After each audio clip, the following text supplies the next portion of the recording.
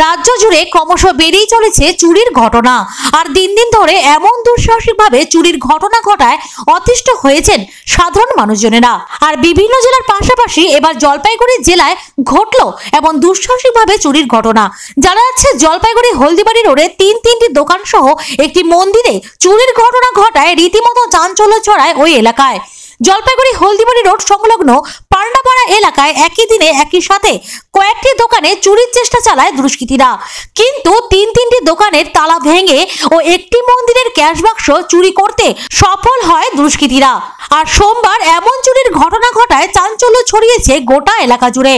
এই ঘটনার পরিপ্রেক্ষিতে দোকানদারদের অভিযোগ, একই সাথে তিনটি দোকান সহ একটি মন্দিরের ক্যাশ বাক্স চুরি করেছে কিছু দুষ্কৃতী। এছাড়াও আরো কয়েকটি দোকানের তালা ভাঙার চেষ্টা চালান দুষ্কৃতীরা। তাই এই ঘটনায় যথেষ্ট আতঙ্কে রয়েছেন দোকানদারেরা।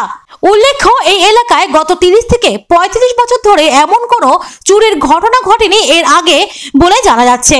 আর রবিবার রাতে দুষ্কৃতীরা যে এমন ভাবে বেশ কয়েকটি দোকানে চুরি করার চেষ্টা চালাবে সেটাও ধারণা করতে পারেনি এলাকার দোকানদারেরা।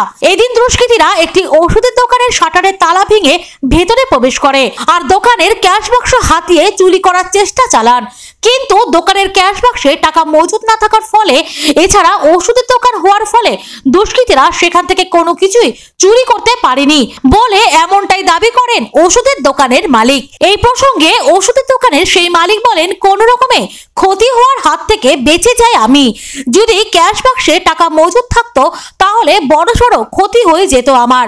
কিন্তু যেহেতু দোকানের শাটার ভেঙে ভেতরে প্রবেশ করেছে দুষ্কৃতীরা, তাই তারা যে আবার চেষ্টা চালাবে না সেটা বলার অপেক্ষা রাখে না। তাই যথেষ্টই আতঙ্কে রয়েছি আমি। অন্যদিকে এই প্রসঙ্গে আরো এক দোকানের মালিক গণেশ ঘোষ বলেন, আমার দোকানে তালা ভেঙে ভেতরে ঢোকার চেষ্টা চালায় তারা, কিন্তু কোনো ক্রমে বেঁচে যায় আমিও।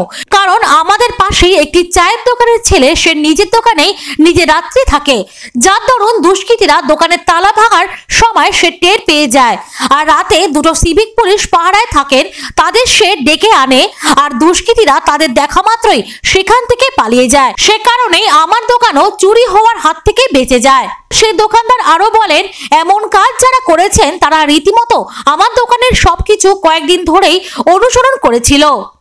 তাই দোকানের 3টি শাটার থাকা সত্ত্বেও তারা জানতেন কোন তালাটি ভাঙলে তারা ভেতরে প্রবেশ করতে পারবে। যদিও তারা চেষ্টা চালিয়েছিল, কিন্তু 3টি দোকানের সাথে মন্দিরের ক্যাশ বাক্স চুরি করে চম্পট দেয় তারা। এছাড়াও আরেকটি দোকানেরও তালা ভেঙে ভেতরে প্রবেশের চেষ্টা চালান দুষ্কৃতীরা। যদিও এই ঘটনায় দোকানিরা যথেষ্টই আতঙ্কেই রয়েছেন। আর পুরো বিষয়টি জলপাইগুড়ি কোতোয়ালি থানায় পুলিশকে জানানো হয়েছে বলে তারা জানান। অন্যদিকে পুরো ঘটনার তদন্ত শুরু করে দিয়েছে কোতোয়ালি থানার পুলিশ।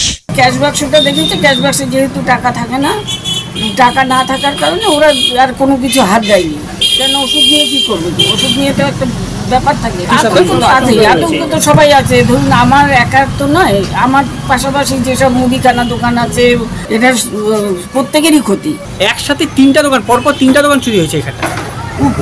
আমাদের এই পাশের দোকানে চায়ের দোকানের ছেলেটা ও দোকানেই ঘুমায়, যার ফলে দোকানে থাকার দরুন ও টের পেয়েছে। টের পাওয়ার ফলে এখানে 2টা সিভিক পুলিশ রাতে ঘোরাফেরা করে, ওদের ডেকে এনে এদের ধাওয়া করছে। এরা তো পালিয়ে গেছে। আমি তো এক্ষুনি জানতে পেলাম যে আমার দোকানে কালকে তালা ভেঙেছে, এখানে গ্লাসটা থাকার জন্য বেঁচে গেছে। আর শুনলাম মন্দিরে বলে প্রণামী বাক্স ভেঙেছে, আর সামনে কি দুটো